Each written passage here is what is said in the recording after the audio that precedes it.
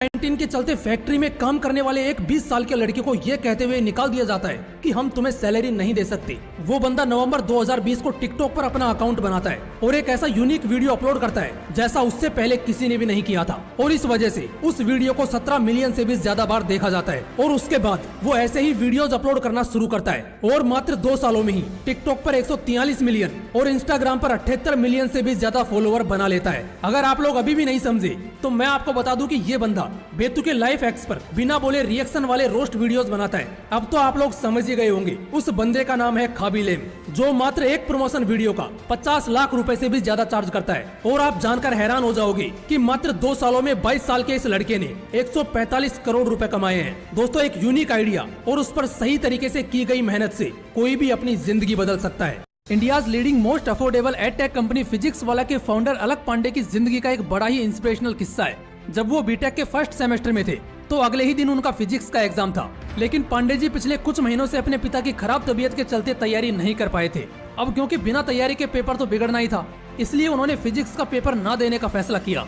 लेकिन उनके दोस्त ने कहा कि तू अभी गिव अप क्यों कर रहा है, अभी तेरे पास कुछ घंटे बाकी हैं। ये सुनकर पांडे जी पूरी रात पढ़ाई करते हैं और सुबह फिजिक्स का पेपर दे के आते हैं। और आप लोग जानकर हैरान हो जाओगे कि फिजिक्स के पेपर में वो सिर्फ पास ही नहीं होते, बल्कि 100 में से 86 नंबर लेकर आते हैं, जो कि उसकी ब्रांच में सबसे ज्यादा नंबर थे। दोस्तों, एक छोटा सा किस्सा हमें सिखाता है कि आखिरी मोमेंट तक गिव अप नहीं करना चाहिए। 23 अक्टूबर 1957 लुधियाना में एक लड़के का जन्म होता है। पढ़ाई लिखाई में खास दिलचस्पी न रखने वाला ये लड़का बचपन से ही सपना देखने लगता है बिजनेसमैन बनने का। और ये बाकी लोगों की तरह सिर्फ सोचता नहीं है, मात्र 18 साल की उम्र में ये बिजनेस में अपना पहला कदम रख देता है और 20,000 रुपए उधार लेकर साइकिल के पार्ट्स बनाने लगता है। कुछ दिनों तक ये काम करने के बाद उसे एहसास होता है कि इस बिजनेस में टाइम देकर वो ज्यादा सफल नहीं हो सकता। वो उस बिजनेस को बंद करके मुंबई चला जाता है और जापान से इम्पोर्ट किए गए जनरेटर्स को बेचने का काम शुरू करता है और उसका ये बिजनेस उसे अच्छा प्रॉफिट देने लगता है। लेकिन कहते हैं ना कि प्रॉब्लम हर किसी की लाइफ में आती है, इसके साथ भी यही होता है। भारत सरकार जनरेटर के आयात पर रोक लगा देती है, लेकिन वो रुकता नहीं है। वो 1984 में ताइवान कंपनी किंगटेल के टेलीफोन्स इंपोर्ट करके बेचने का काम शुरू कर देता है। और फिर आता है साल 1992, जो इसकी जिंदगी का टर्निंग पॉइंट साबित होता है, क्योंकि उसे मोबाइल फोन नेटवर्क का लाइसेंस मिल जाता है। और उसके बाद वो सफलता की ऐसी रफ्तार पकड़ता है कि आज उस बंदे की नेटवर्थ 1 लाख करोड़ रुपए से भी ज्यादा है। दोस्तों, उस इंसान का नाम है सुनील भारती मित्तल।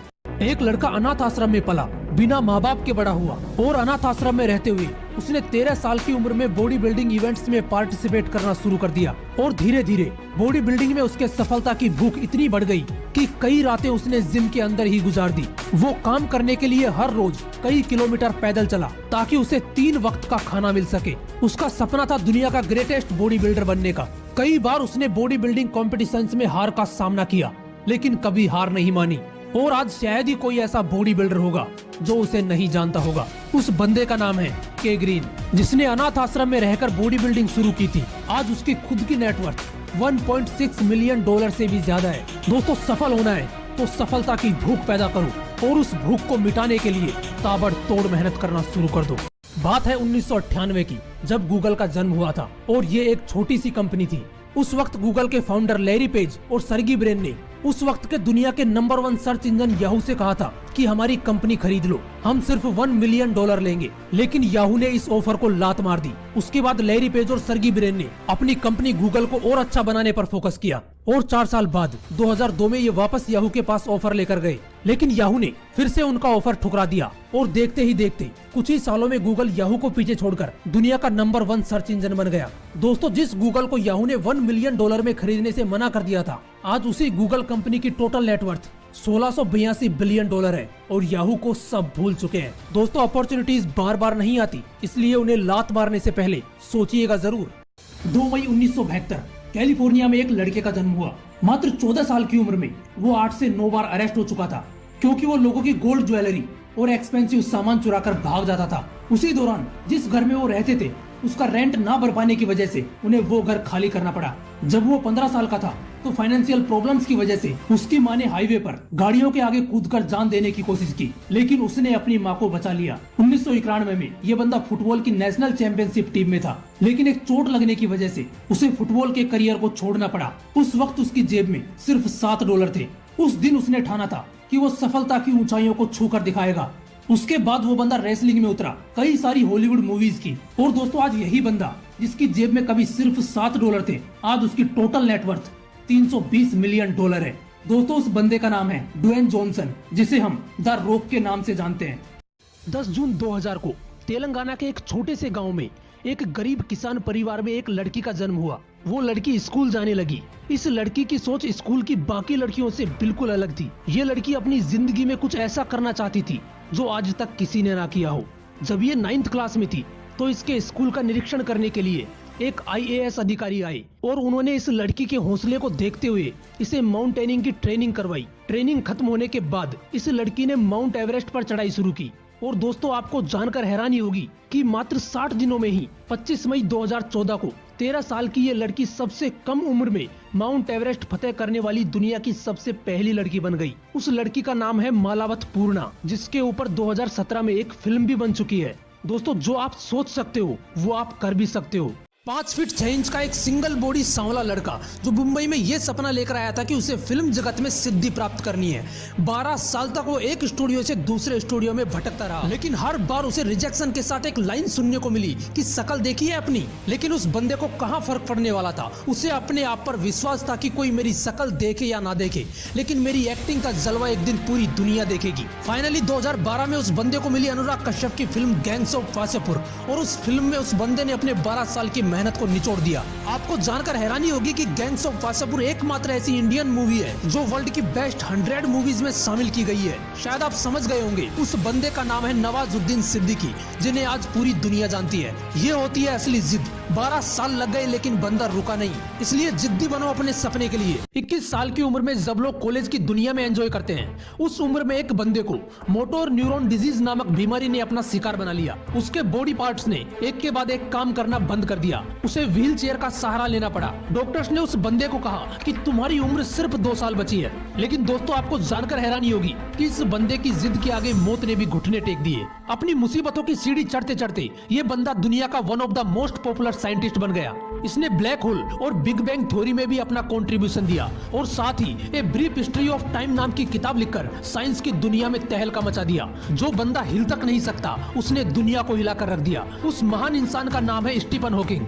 वो केरला के कन्नौर सिटी के एक छोटे से गांव का लड़का था। माँ बाप टीचर थे उसके। उस लड़के ने वहीं के एक मलयालम मीडियम स्कूल से स्कूली पढ़ाई कंप्लीट की। इस बंदे का मैथ काफी स्ट्रॉन्ग था। स्कूल कंप्लीट करने के बाद इसने इंजीनियरिंग की पढ़ाई कंप्लीट की, जिसके बाद इसकी एक विदेशी मल्टीनेशनल कंपनी में जॉब लगी, जहाँ से ये अच्छे पैसे कमाने लगा। लेकिन इस बंदे की जिंदगी का टर्निंग पॉइंट था 2005, जब ये बंदा कुछ हफ्तों के लिए इंडिया आया। इसकी मैथ स्ट्रॉन्ग थी, इसलिए अपने दोस्तों के कहने पर इसने पढ़ाना शुरू किया। जब अच्छा रेस्पॉन्स मिला तो इसने जॉब छोड़ दी। 2015 में इसने खुद की एक स्टडी लर्निंग ऐप लॉन्च की, जिसे पहले साल ही लगभग 50 लाख से ज्यादा लोगों ने डाउनलोड किया। 2017 में इनकी कंपनी का रेवेन्यू 260 करोड़ था, जो 2018 में 520 करोड़ हो गया। और दोस्तों आपको जानकर हैरानी होगी कि आज इसकी टोटल वैल्यूएशन $12 बिलियन से भी ज्यादा है। दोस्तों उस ऑनलाइन लर्निंग प्लेटफॉर्म का नाम है बायजूस, और उस बंदे का नाम है बायजूस रविंद्र, जो कि इसके फाउंडर हैं। फैमिली की फाइनेंशियल प्रॉब्लम्स की वजह से अपनी पढ़ाई बीच में छोड़कर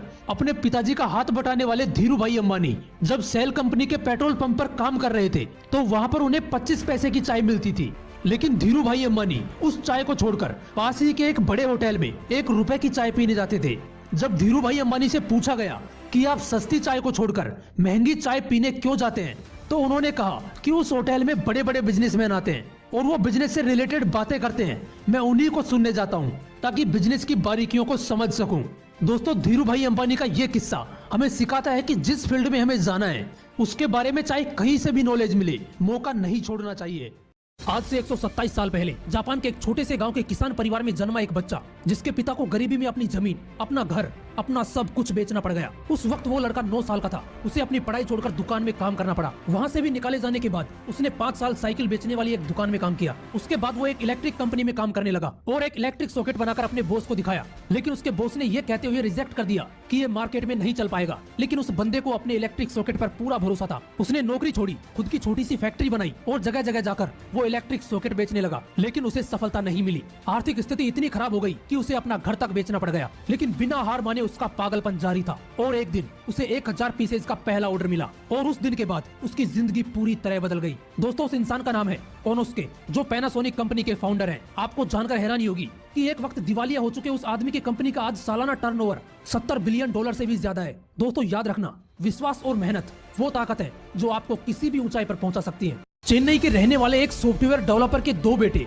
जो नॉर्मल बच्चों की तरह स्कूल जाते, खेलते कूदते, एक दिन उनके पिता ने उन्हें कंप्यूटर खरीद कर दिया। उस दिन के बाद उसके दोनों बेटे फ्री टाइम में कंप्यूटर पर गेम खेलने लगे। कुछ दिन बाद उनके पिता ने कहा, तुम सारे दिन कंप्यूटर पर गेम खेलते हो, तुम्हें पता है इन गेम्स को बनाने में कितनी मेहनत लगती है। इस एक लाइन ने उन दोनों बच्चों का थॉट प्रोसेस ही चेंज कर दिया। उन्होंने गेम खेलना बंद किया और इन्हें बनाते कैसे हैं ये सीखना शुरू किया और इसमें उनकी मदद की उनके पिता ने, जो कि एक सॉफ्टवेयर डेवलपर थे। 2011 में इन्होंने गो डायमेंशन नाम की कंपनी बनाई और कैच मी कोप नाम की एक ऐप बनाकर उसे एप्पल स्टोर पर लॉन्च कर दिया, जो कि अपराधियों को पकड़ने में मदद करती है। और अब तक ये लोग 12 से ज्यादा मोबाइल एप्स एप्पल स्टोर और गूगल प्ले स्टोर पर लॉन्च कर चुके हैं, जिन्हें 60 से भी ज्यादा कंट्रीज में डाउनलोड किया गया है। उन दोनों भाइयों का नाम है श्रवण कुमारन एंड संजय कुमारन, जो आज सिर्फ 18 साल की उम्र में करोड़पति हैं। दोस्तों याद रखना, कुछ भी बड़ा करने के लिए उम्र मायने नहीं रखती।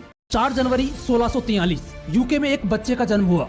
इसका जन्म समय से पहले हो गया, इसलिए जन्म के समय ये बहुत कमजोर था। इसके जन्म से 3 महीने पहले ही इसके पिता की मृत्यु हो चुकी थी, इसलिए जब ये 3 साल का था तो इसकी माँ ने दूसरी शादी कर ली और उस बच्चे को उसकी नानी के पास छोड़ दिया। वहीं के एक छोटे से स्कूल में उसने पढ़ाई की। जब वो 15 साल का था तो उसके सौतेले पिता की भी मृत्यु हो गई। उस लड़के की माँ वापस आई और उसकी स्कूल छुड़वाकर खेतों में काम करने को कहा, लेकिन उस लड़के को ये पसंद नहीं था। वो वापस स्कूल जाने लगा। 19 साल की उम्र में उस लड़के ने शादी की, लेकिन उस लड़की ने भी उसे धोखा दिया। वो उसे छोड़कर चली गई और इस वजह से उस लड़के ने दोबारा कभी शादी नहीं की। वो वापस अपनी पढ़ाई में जुट गया। और दोस्तों आपको जानकर हैरानी होगी कि कुछ साल बाद वही लड़का विश्व प्रसिद्ध वैज्ञानिक बना, जिसे हम सर आइजक न्यूटन के नाम से जानते हैं। अफ्रीका का रहने वाला एक लड़का जो एक गरीब परिवार से बिलोंग करता था। परिवार में कोई भी पढ़ा लिखा नहीं था। परिवार को भरपेट खाना मिल जाए यही बहुत बड़ी बात थी। जब ये थोड़ा बड़ा हुआ तो परेशानियां और बढ़ गई, क्योंकि बचा कुचा पैसा इसके पापा जुआ खेलने में उड़ा देते थे।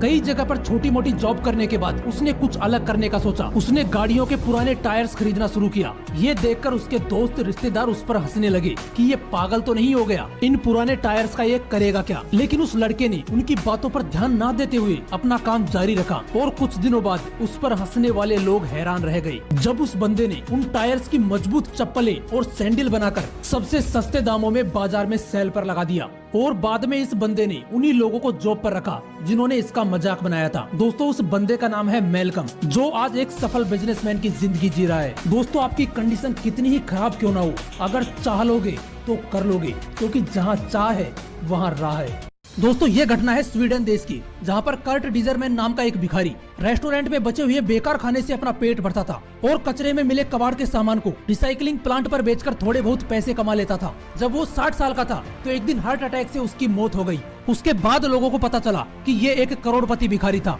दोस्तों उस भिखारी के पास लगभग 8 करोड़ की कीमत के शेयर्स थे, 2.8 करोड़ रुपए की कीमत के सोने के बिस्किट जमा थे और ये दौलत उसको पैसे बचाने से नहीं मिली थी। दरअसल ये हर रोज सिटी लाइब्रेरी में जाकर बड़े ध्यान से फाइनेंस अखबार पढ़ता था ताकि उसे फाइनेंशियल नॉलेज मिल सके। इसने 40 साल तक थोड़े थोड़े पैसे शेयर मार्केट में इन्वेस्ट किए और उन्हीं शेयर्स की कीमत ने उसे करोड़पति बना दिया। ये होती है इन्वेस्टमेंट की ताकत। दोस्तों इस भिखारी की तरह इन्वेस्ट जरूर करना, लेकिन इसकी तरह कंजूस मत बनना, क्योंकि ऐसा पैसा किस काम का जिसका सुख ही ना मिले। 1983 पंजाब के होशियारपुर में जन्मा एक बच्चा जिसके पिता इंजीनियर थे और उसे भी इंजीनियर ही बनाना चाहते थे, लेकिन उस बंदे ने बचपन से ही डिसाइड कर लिया था कि मेरा करियर सिर्फ म्यूजिक में बनेगा। स्कूल कंप्लीट करने के बाद वो बंदा इंग्लैंड चला गया और वहाँ पर ट्रिनिटी कॉलेज से म्यूजिक की पढ़ाई की। उसके बाद कुछ दिनों तक वहीं पर काम के लिए भटकता रहा, लेकिन काम नहीं मिलने की वजह से वो बंदा दिल्ली आ गया, जहाँ पर एक स्टूडियो में पंजाब के बहुत बड़े सिंगर अशोक मस्त जी से उसकी मुलाकात हुई, लेकिन बात नहीं बनी।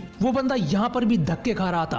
फिर बिल सिंह के साथ उसका पहला गाना आया पेशी। उसके बाद उस बंदे के बहुत सारे सॉन्ग्स आए, लेकिन वो पहचान नहीं बन पा रही थी जो उस बंदे को चाहिए थी। उसके बाद उस बंदे ने ऐसे सॉन्ग्स बनाना शुरू किया जो लोगों की लाइफ से कनेक्ट कर पाए।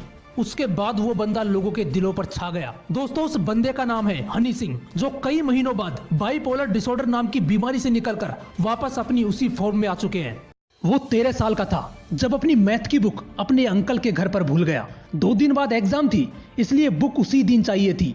उसने अपने पापा से बात की, लेकिन वो बिजी थे, इसलिए उस 13 साल के लड़के ने अपने पापा को बोला कि आप अंकल को कॉल करके बुक कोरियर करवा दो। उसके पापा ने हंसते हुए कहा कि courier company same day delivery का करीब 250 रुपए चार्ज करेगी। जब कोई सॉल्यूशन नहीं मिला तब उस लड़के के दिमाग में एक आइडिया आया। उसने अपनी एक टीम तैयार की और करीब 8 महीने की मेहनत के बाद पेपर्स एंड पार्सल्स नाम की ऐप बनवाई और उस 13 साल के लड़के ने अपने आइडिया पर काम करके खुद की एक कंपनी खड़ी कर दी जो सेम डे डिलीवरी का सिर्फ 40 रुपए चार्ज करती है। दोस्तों, किसी भी बड़े से बड़े आइडिया के पीछे एक प्रॉब्लम छुपी होती है, इसलिए प्रॉब्लम से भागो मत, उनका सॉल्यूशन ढूंढने पर ध्यान दो। आइडियाज अपने आप निकल आएंगे। 15 मार्च 1959 7 महिलाओं ने अपने एक बिजनेस आइडिया पर काम करने के बारे में सोचा। उन्होंने 80 रुपए उधार लिए और एक बिल्डिंग की छत से पापड़ बेचने की शुरुआत की। पहले दिन उनकी कमाई 50 पैसे थी। इनका मकसद था महिलाओं को रोजगार देकर बिजनेस को बड़ा करना और वुमेन एम्पावरमेंट को बढ़ाना। इसी सोच के साथ इन्होंने अपने आइडिया पर काम जारी रखा। और दोस्तों, आपको जानकर हैरानी होगी कि 80 रुपए उधार लेकर शुरुआत करने वाली इस कंपनी में आज 50,000 से भी ज्यादा महिलाएं काम करती हैं और इसका सालाना टर्नओवर 1600 करोड़ से भी ज्यादा है। इतना ही नहीं, आज ये कंपनी 80 करोड़ के पापड़ तो 25 देशों में एक्सपोर्ट कर देती है। दोस्तों, 1959 से शुरुआत करने वाले उस पापड़ का नाम है लिज्जत पापड़। याद रखना, बड़े से बड़ा बिजनेस पैसे से नहीं, एक आइडिया से बड़ा होता है। और ये सिर्फ एक डायलॉग नहीं है, ये हकीकत है। एक बंदा जो 4th क्लास में 2 बार फेल हुआ, 8th क्लास में 3 बार फेल हुआ, पढ़ाई में कमजोर होने की वजह से सबसे घटिया माने जाने वाले कॉलेज में एडमिशन मिला, ग्रेजुएशन कंप्लीट करने के बाद जॉब के लिए अप्लाई किया, लेकिन एक के बाद एक करीब 30 बार उसे रिजेक्ट कर दिया गया। KFC में जॉब मांगने के लिए गया, जहां पर टोटल 24 लोगों ने जॉब के लिए अप्लाई किया था। वहां पर भी 23 लोगों को सेलेक्ट किया गया और इस बंदे को रिजेक्ट कर दिया गया। लेकिन इस बंदे ने हार ना मानते हुए खुद की चाइना येलो पेजेस नाम की एक वेबसाइट बनाई, लेकिन कुछ दिनों बाद उसे भी बंद करना पड़ा। उसने फिर से एक वेबसाइट बनाई जिसका नाम है alibaba.com और वो बंदा है जैक मा, जिस बंदे को हर जगह रिजेक्ट किया गया था। आज उसी बंदे की टोटल नेटवर्थ $61 बिलियन से भी ज्यादा है। इसलिए दोस्तों, कोशिश करते रहना जब तक खून में रफ्तार है, क्योंकि हार कर बैठने वालों की जिंदगी बेकार है।